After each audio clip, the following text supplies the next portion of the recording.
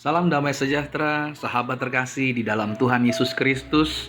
Saya senang bisa menjumpai Anda semua di hari ini. Biarlah kiranya sepanjang hari kasih karunia, anugerah, berkat, serta kemurahan Tuhan senantiasa menyertai setiap kita. Saya Pastor Romi Matulesi.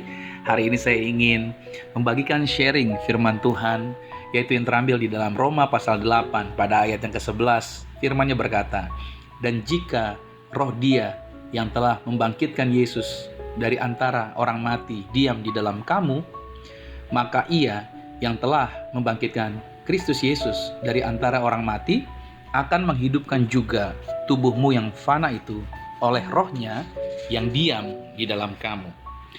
Dari pernyataan firman Tuhan ini, Tuhan sedang mengingatkan sebenarnya bagi setiap kita bahwa di setiap bagian firman Tuhan, Roh Kuduslah yang menghidupkan setiap benda. Roh Kuduslah yang menghidupkan setiap orang yang ada. Artinya begini, jika Roh Kudus tidak pernah hadir atau tidak ada, maka sebenarnya tidak pernah ada kehidupan. Artinya sebuah benda, sebuah tempat menjadi tempat itu nyaman, tempat itu diberkati, tempat itu menjadi sesuatu yang berhasil, produktif dan lain sebagainya. Sebenarnya itu karena ada Roh Kudus.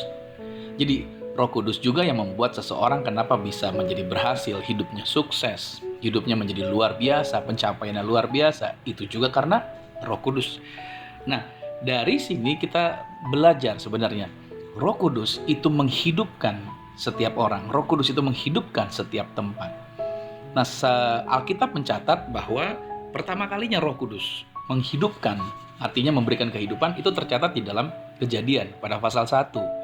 Dari ayat yang pertama sampai dengan ayat yang kedua, dikatakan bahwa Roh Allah melayang-layang di atas permukaan air.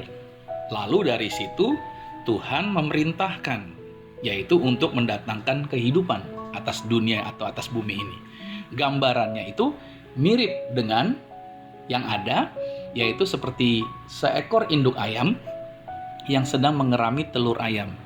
Telur ayam itu mati sebenarnya, dalam artian tidak ada kehidupan. Tetapi begitu induk ayam mengeraminya, maka yang tadinya tidak ada kehidupan berubah menjadi hidup.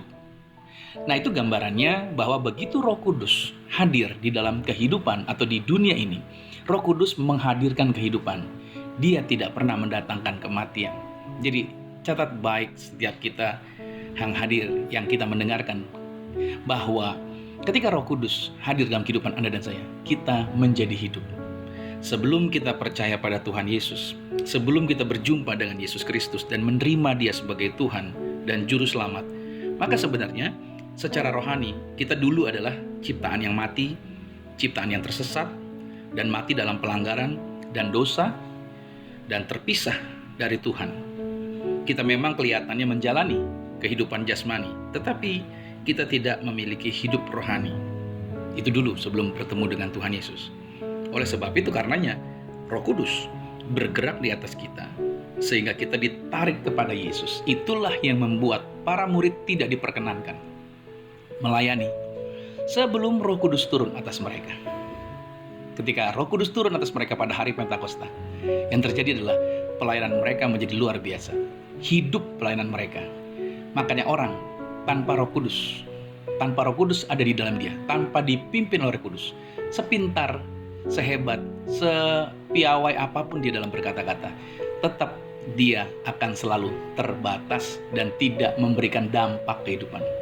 Tetapi kalau Roh Kudus ada di dalam diri dia, ya tentunya kita melatih diri kita, kita memberdayakan diri kita dengan baik, mengembangkan diri kita dengan baik, dan mengimani Roh Kudus menuntun, menghadirkan Roh Kudus dalam dirinya. Maka setiap kata kalimatnya menjadi kata-kata yang menghidupkan, kata-kata yang membuat orang berubah, kata-kata yang membuat orang dijamah, kata-kata yang mendatangkan kuasa, kata-kata yang mendatangkan mukjizat.